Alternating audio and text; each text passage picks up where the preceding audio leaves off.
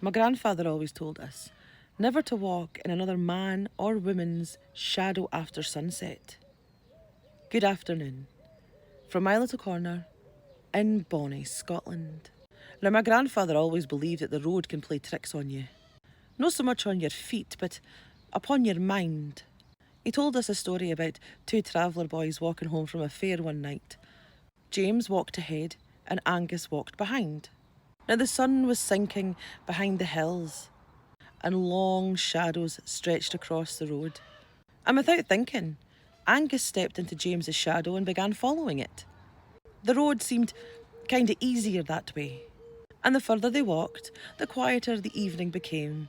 No more birdsong, no wind, only footsteps. And after a while, Angus called out to James. But there was no answer. He hurried forward, still following this shadow. Then he noticed something that quite chilled him to the bone. There was only one set of footsteps. He looked up. The road was empty ahead.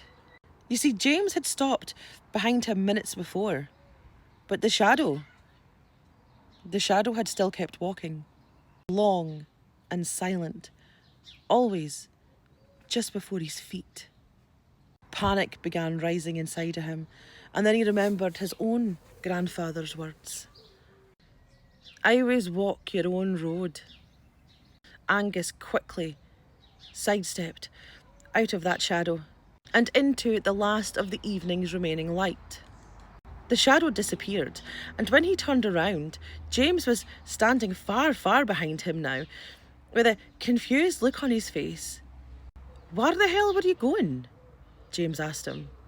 Angus simply said, I was following your shadow. James looked at him and replied, What shadow? Angus had no answer. Now, my grandfather never claimed that the shadow belonged to a ghost. He simply said, some roads can borrow more than your footsteps you can. And he always finished the story off the same way. A borrowed path will rarely ever lead you home.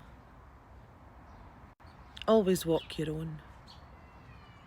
Enjoy the rest of your afternoon. Love, the Highland Scribe.